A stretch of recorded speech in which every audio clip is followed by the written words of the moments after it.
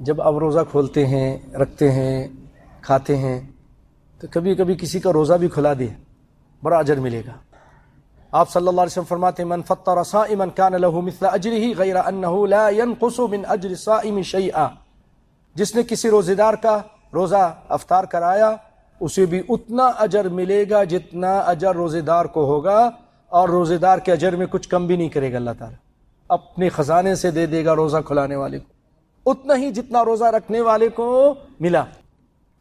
اور جب آپ کسی کے یہاں روزہ کھولیں، کوئی دعوت کرے، افطاری پارٹی کرتے ہیں، آپ چلے گئے کھا رہے ہیں، اس کو فیشن نہ بنا لیں۔ بہت سارے لوگ بس اگر کسی نے دعوت کی ہے تو چلے گئے اور جا کے کھائے، تو پھر کیا دعا پڑھیں؟ آپ یہ دعا پڑھیں، سیکھ لیجئے۔ افطر عندكم الصائمون اکل طعامكم الابرار وتنزلت علیکم الملائکہ۔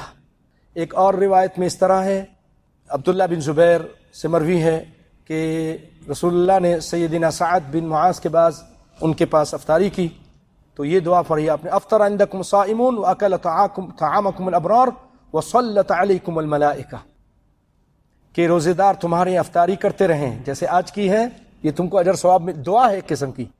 رسول اللہ نے دعا دی کہ جیسے آج تم نے مجھے افطاری کرا کر اجر کمایا ہے، یہ کام ہمیشہ کرتے رہو، اجر کماتے رہو، اور تمہارا کھانا جو ہے نیک لوگ کھائیں، وصلت علیکم الملائکہ، اور فرشتے تمہارے لیے دعا کرتے رہیں۔ اللہ اکبر۔